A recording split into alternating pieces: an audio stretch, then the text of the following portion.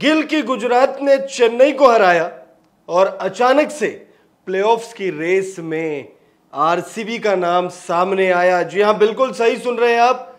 RCB playoffs में qualify कर सकती है। जो आरसीबी के फैंस हैं वो अब खुश हो सकते हैं, उन्हें एक मौका शुभमन गिल की गुजरात टाइटंस ने दिया है।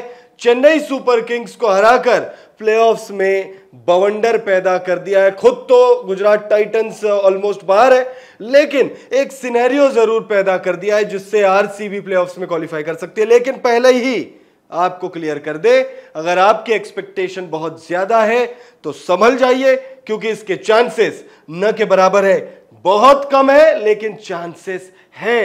ये वीडियो अगर आप अंत तक देखेंगे तो पॉइंट्स टेबल का पूरा गणित आपको बताएंगे कि कैसे आरसीबी प्लेऑफ्स में क्वालिफाई कर सकती है। सबसे पहले पॉइंट्स टेबल देखिए। मैच नंबर 59 अहमदाबाद के नरेंद्र मोदी स्टेडियम में खेला गया, जीटी और सीएसके के बीच में। इस मुकाबले में सीएसके को हर हाल में जीत चाहिए थी, लेकिन जीत किसे मिली? जीटी को मिली। जीटी के जीतने के बाद पॉइंट्स टेबल में अचानक से एक ऐसा सिनेरियो पैदा हो गया है जिससे आरसीबी अब प्लेऑफ्स में क्वालिफाई कर सकती है। अगर आप पॉइंट्स टेबल देखें, नंबर 1 पर केकेआर है, कोई फर्क नहीं पड़ता। नंबर 2 पर आरआर है, इसे भी कोई फर्क नहीं पड़ता। एसआरएच को भी बहुत ज्यादा फर्क नहीं पड़ता है। लेकिन सीएसके 4 पर फिलहाल बनी हुई है, लेकिन सीएसके ने अब आरसीबी को एक विंडो दे दिया है। फिर डीसी भी बनी हुई है, नंबर 5 पर डीसी है और डीसी भी बनी हुई है रेस में। एलएसजी भी रेस में बनी हुई है और आरसीबी जो है हालांकि ऑलमोस्ट बाहर हो चुकी है, लेकिन एक उम्मीद की किरण जरूर जगी है। आप यहां पर देखिए, अगर आप एलएसजी से ऊपर की टीमों की तरफ देखेंगे और सीएसके तलक अगर देखेंगे, यानी सीएसके तक अगर आप देखेंगे तो 12 मैचेस है। अगर आप यहां देखें तो 12 मैचेस इन तीनों ही टीमों के हैं और 12 मैचों में 6-6 जीत जो है इन तीनों ही टीमों के हैं। और पॉइंट्स अगर आप देखेंगे तो 12 पॉइंट्स है। अब कैसे आरसीबी क्वालिफाई कर सकती है वो आपको हम आगे समझाते हैं। चांसेस बहुत कम है, नेक्स्ट टू इम्पॉसिबल जिसे कहते हैं ना, नेक्स्ट टू इम्पॉसिबल, न के बराबर चांसेस है, एकदम न के बराबर चांसेस। ये वैसे ही चांसेस हैं जैसे प्रॉपर गर्मियों के मौसम में बारिश हो जाए, हो तो जाती है लेकिन कब होगी नहीं होगी ये किसी को नहीं पता। तो वैसे ही आरसीबी क्वालिफाई कर तो सकती है, लेकिन करेगी नहीं करेगी उसके बारे में किसी को नहीं पता। अगर हम आगे देखें तो देखिए, दिल्ली कैपिटल्स का पहले सिनेरियो बताते हैं। दिल्ली कैपिटल्स का कैसे आरसीबी क्वालिफाई करेगी, इसे समझने के लिए आपको ये जो 3 टीमें हैं, इन 3 टीमों के जो मैचेस बचे हुए हैं इस पर भी नजर डालना बेहद जरूरी है।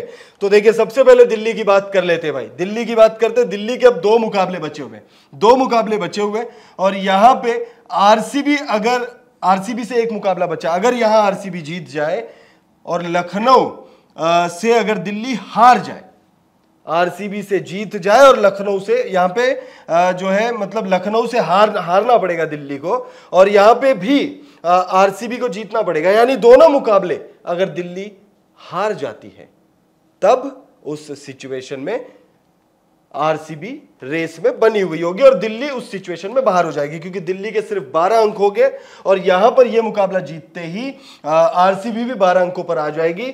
तो फिर आरसीबी रेस में बनी रहेगी। उसके बाद अगर हम आगे देखें, यह समझने वाली बात है। यहां पर आप देखिए सीएसके, अब सीएसके के किन किन टीमों के साथ मुकाबले हैं।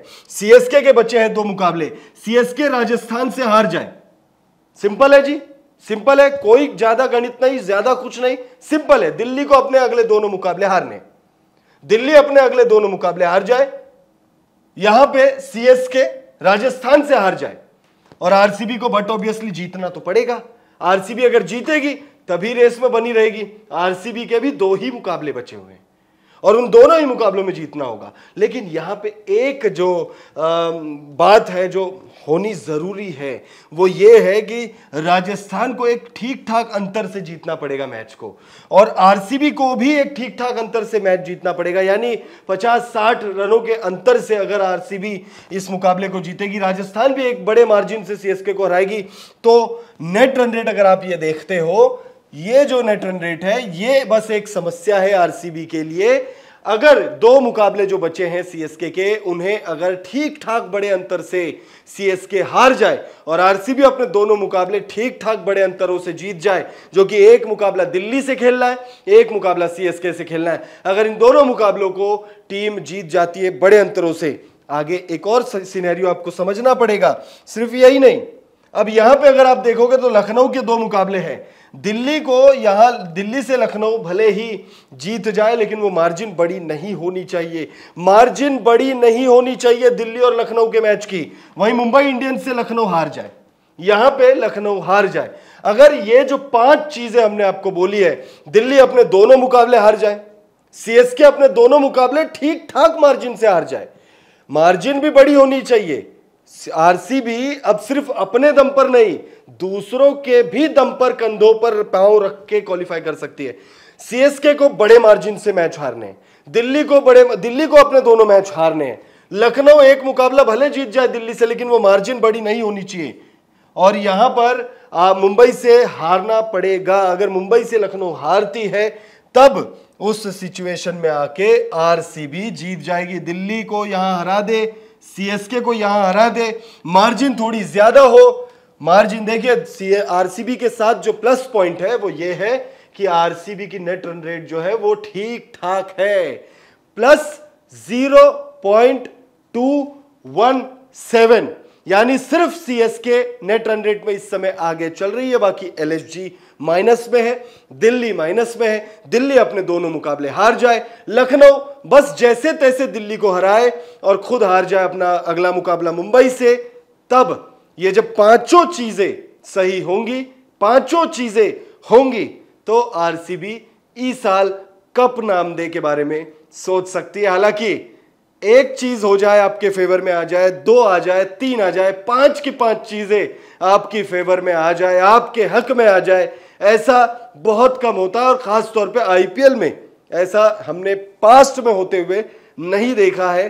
तो आप कमेंट करके हमें बताइए। सिनेरियो तो हमने आपको समझा दिया है, जो गणित हमने आपको बताई है, उस गणित के आधार पर आरसीबी क्वालिफाई अब भी कर रही है, लेकिन क्या आरसीबी अब भी क्वालिफाई कर रही है, इस बारे में आपकी क्या राय है, कमेंट करके हमें जरूर बताइएगा।